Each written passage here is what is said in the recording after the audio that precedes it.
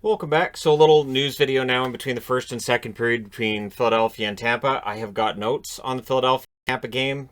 It's not the most exciting period of hockey ever, but the important thing is we survived. So we'll take a look at some news that's taken place throughout today.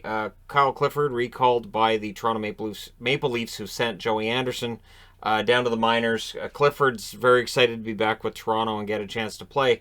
And if he is in the lineup, it'll be interesting to see where he is in the lineup, who else is on the fourth line with him, how all that works out. So, yeah, Clifford, back with the Leafs. Zdeno Chara is number 7 on the protocol list for the Islanders. At this stage, there is no plan to shut the Islanders down. Again, it's a dicey situation. While the NHLPA is seeking more protocol controls around the All-Star game, because, of course, the All-Star weekend is right before the Olympic break, so they want to make sure that it is as tight a ship as possible that's being run to make sure that, because All-Star weekend, a lot of those guys are going to be the ones going to the Olympics, right? So they want to make sure it's as safe as possible. Well, for the Islanders right now, I don't know if they're going to end up being in a bubble on the road like the Senators are right now. The Senators basically are in a bubble for the rest of this road trip just to try to make sure things stay as safe as possible. And there's talks about, protocol this and that, and we'll see. But at this point, no kind of shutdown for the Islanders while they're dealing with 7 on the protocol list and 2 injuries, including Nelson, who's out 2 to 4 weeks with a lower body injury. They've called up Hickey. They've called up Golashev. This is where it's good that they have Hickey in the minors. He's got a lot of NHL experience. He knows their system. He can slot right in. So that's a benefit to the New York Islanders. Good foresight by Lou Lamoriello to make sure there's that organizational depth. And we'll see where Hickey slots in with Chara out. There's clarity now on Braden Point. When they were saying, week to week maybe, my estimate immediately was, so week to week means a month. And now they're saying 4 to 6 weeks. So it's at least a month for Braden Point. They're not saying exactly what it is. Again, if you've seen the incident, pick him. Could be a concussion, could be a shoulder, could be a wrist. I might have crashed his knee in there. Like, he hit the boards really hard and could be almost anything. So I just, I hope for a good return for Braden Point. And so he'll be out for a while. We'll see how Tampa does. Tonight, so far, again, not the most exciting game, but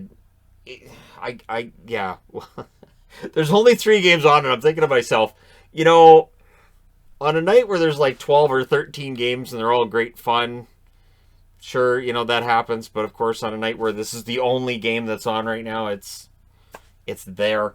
But yeah, so Point will be back in 4 to 6 weeks. All the best to him. News for Detroit. So last season during news videos, Detroit fans were always like, hey, we're not in the news. And I used to point out, it's not always a good idea to want to be in the news and have me wearing your jersey for a news video. Wrist surgery for Troy Stecher. He's out until the Olympic break. And so he's going to be out for a while. And Mitchell Stevens as well. He's out till the Olympic break, although he doesn't need surgery. The wrist surgery has been done for Stecher. It's a lower body injury with Mitchell Stevens, and no surgery is required there. So both of them are supposed to be out until the Olympic break. One thing that break is, that 3 weeks, it is going to help a lot of guys heal up. One thing that I remember from the last time the NHL went to the Olympics is that after the Olympic break, there is a certain amount of bounce back for a lot of players because they've had those weeks off and they feel good, they feel refreshed, and they're good to go.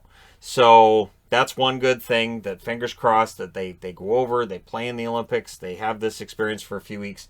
It does mean that when the NHL gets back going, it is a lot of fun to watch those games because they understand it's the home stretch. There's only a couple of months left, and the games get that much more intense. Minnesota. Spurgeon is week to week with a lower body injury. So week to week, again, my guesstimate always on these is a month. I mean, sometimes it's 2 weeks, but it usually ends up being a month with a week to week injuries. With a week to week injury, not injuries. Not when I'm talking in singular. All right, and then good news today, too, with the Chicago Blackhawks situation. And we haven't been able to say that, but mediation is going to be attempted now between Kyle Beach, John Doe 2, and their legal teams, and the Chicago Blackhawks. Now, it is a non-binding mediation, so if the mediator says, here's what I think should happen, the Hawks as well as the plaintiffs, in this case, Kyle Beach and John Doe 2, are allowed to walk away from whatever's awarded or whatever's decided. But it's a start. It's a sign that they're gonna work this out. Remember, Chicago was very, very good at the contrition about this a couple weeks back, and we're gonna do everything we can for Kyle, and we feel bad about all this. And this is the thing. If they continue to fight him in court, it looks bad. Regardless of the reasoning behind it, it's just the longer this drags on, the worse it gets. So while I don't see any reason that Kyle Beach or John Doe 2 would want this to drag on, the Blackhawks really don't. They want this to be dealt with, and to do it in a way that the public will be, satisfied with that, and be happy that the outcome worked out the way that it did, in what's been just a really rough situation all around.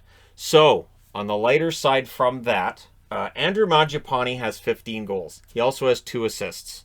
And so it's an odd-looking stat line where you have the goals that are that much higher than the assists. So it's 15 to 17. So it's a Cy Young thing is the way I've referred to it. I've seen it referred to elsewhere too, where a player has that many more goals than assists. It looks like your Cy Young pitcher where you have the wins and the losses, and it's 20 and 8, or in this case it's 15 and 2 for Mangiapane. So he's being ribbed by his teammates for not passing enough.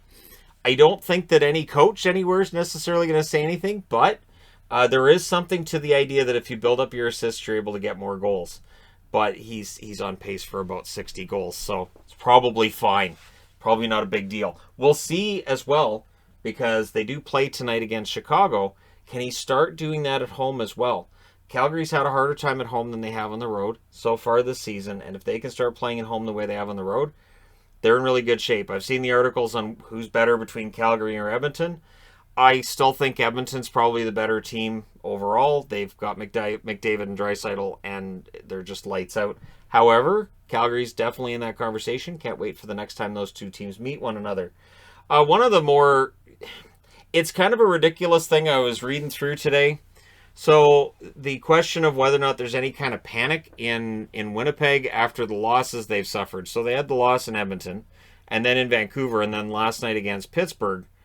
No, there shouldn't be a panic button. This is where I find it strange that they've had 3 setbacks, and immediately in articles like, is it time to panic in Winnipeg? No.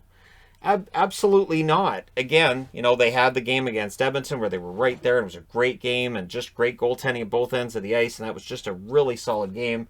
And then the Vancouver game was that emotional letdown the next night where you're against a lesser opponent. I don't think I'm talking out of line to say Vancouver would be a lesser opponent than Edmonton. And then, last night they kind of laid an egg against Pittsburgh. They did get a goal, so it wasn't actually a goose egg, but yeah, they didn't play great. But that being said, Pittsburgh's playing some desperate hockey right now. They desperately need to get into the playoffs. That's where the whole desperate hockey should come in. And no, there's no reason to panic for Winnipeg. I find it so strange that there's this huge shift where it goes from, aren't these guys great, to a week later, and everything's on fire. I don't know what happened, but apparently everything's on fire. I don't think it works that way. Not over an 82-game schedule. It is a very long schedule. There's a lot of time, and Winnipeg will be fine. You've got Hellebuck. You've got tremendously talented forwards all the way through that lineup, and an underrated defense. So, yeah, I think Winnipeg will be fine. Of the Canadian teams, the ones in the Prairies seem to be doing very well.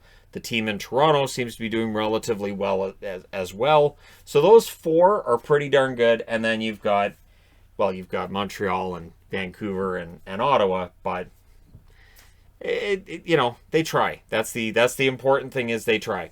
All right, but let me know your thoughts in the comments section below. Like, when is it time to panic? I don't think a 3-game losing streak is necessarily when it's time to panic, but let me know what you think.